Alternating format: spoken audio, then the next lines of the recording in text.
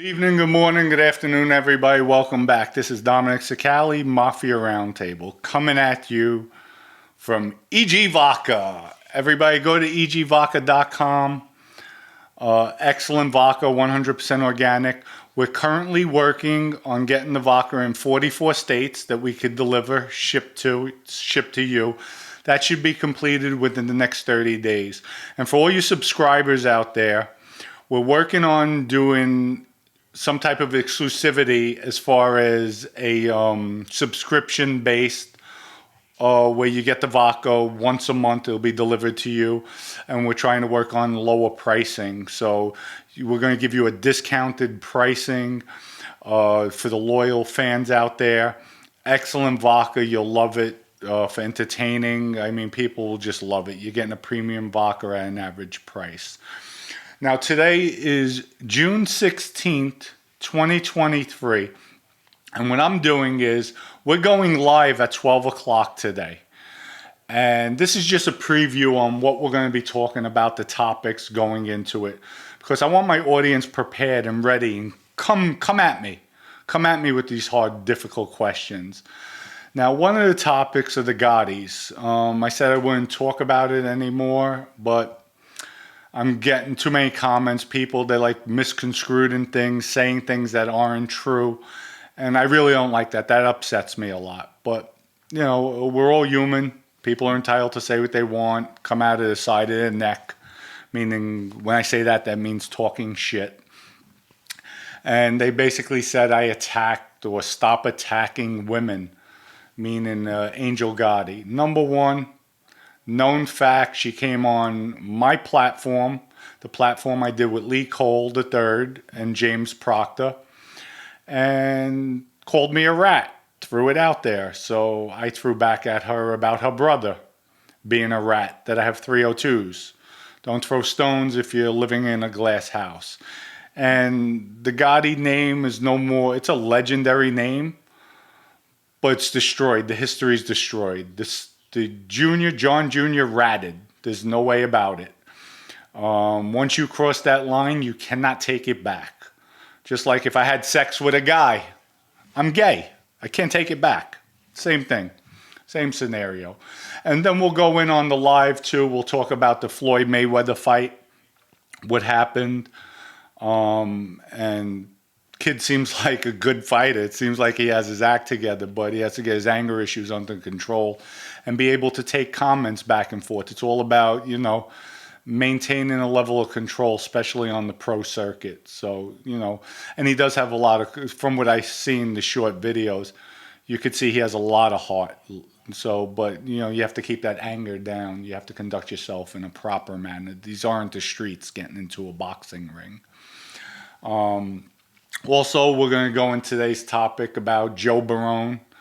I did a feature on him last week. And, you know, I challenge anybody who doesn't like what I say or wants to challenge me, they're welcome to come on to the show. That I wound up reaching out to Joe. I heard, he was very upset the way I spoke, which I didn't say anything that's not true. And we'll go into more detail on the live show about that. But sent my phone number, reached out. He has my number. He could reach out to me. And I have no hard feelings against Joe. Actually, he did me dirty, my family dirty, by being a government informant undercover and telling the government false information about me that I told him about murder that I did for Vinny.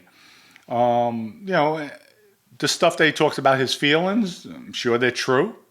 But stop with this stuff. The government gave me the right to kill. They told me go ahead and kill. That's all bullshit. So no agent will put their life on the line for a Joe Barone or Dominic Sicali for that matter. So stay tuned. We're going to be going into more topics about that today as well. And like I said, Joe's welcome to come on the show. I have no hard feelings. I still like Joe. You know, I always did like him out there. I always had his back. So he could come on, we could get into a heated debate. At the end of the day, I would keep it respectful. I would never degrade him or really get on him, which I can do, but I wouldn't do that. But who knows? Who knows what will happen? I think it'll be an interesting show. So he's welcome to come on, Joe. I know you're listening, you're watching. I still care for you, brother, no matter what happened, what went in our past. We did have a lot of good times, a lot of laughter together, a lot of joking, playing around. So, it is what it is. I leave the past behind, but we could talk about certain things. And you know what? If you say it's true what the agents told you, then we'll go back and forth. We'll debate it healthy and back and forth. At the end of the day, we always laughed, even when we disagreed. And I always had your back out there regardless. So, and another topic is transgender. I'm getting a lot of things, what I think about transgender. So I'll go into that. Everybody has their right to do what they want to do in life, be what they want to be. And, if a man wants to have a sex change because they feel they're more woman than man, that's their prerogative. I respect that. Everybody should respect it because it's just the way they feel. Just like me, I wanted different tattoos, so I tatted out at 50 years old, even more tattoos. So who to say, oh, that's inappropriate, look at your age, you should act your age. No, this is what I wanted, what I felt in my life. My wife tried saying, well, you're having a middle-age crisis. How am I having a middle-age crisis when I already had tattoos?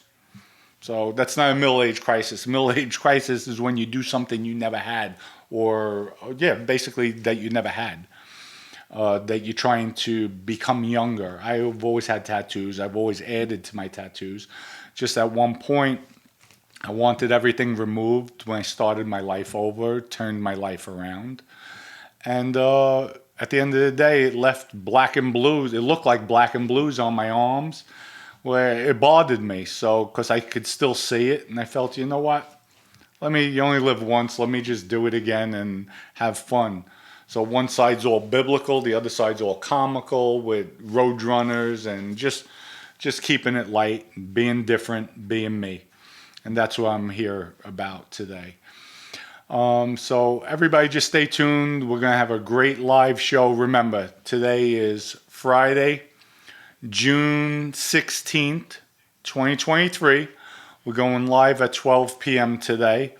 Also, go to egvodka.com, order your EG Vodka, it'll be drop shipped to you. We're also coming out with a protein line, health segment like I promised. We're working on doing a live 7 days a week where I have a lot of interesting stuff coming together, putting out there. And I just want to be on here every day educating people. We'll talk about mafia. We'll talk about topics of today. So people will see these topics that we're discussing from a different point of view. Basically from a former gangster's point of view. Not just regular law enforcement or regular reporter where you only see one side. I have so many dimensions in my brain confuses myself sometimes.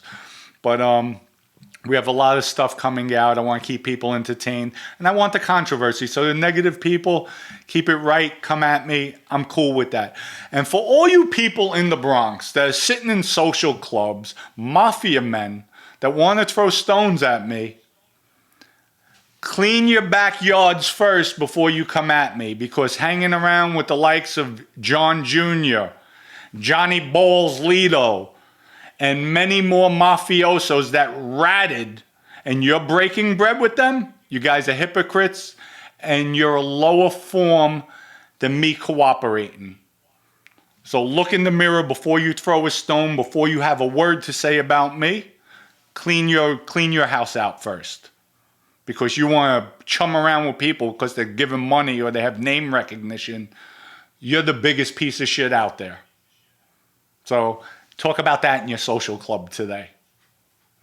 Everybody, have a good evening, good morning, good afternoon. Stay tuned. June 16th today, 12 o'clock live, coming at you. Thank you.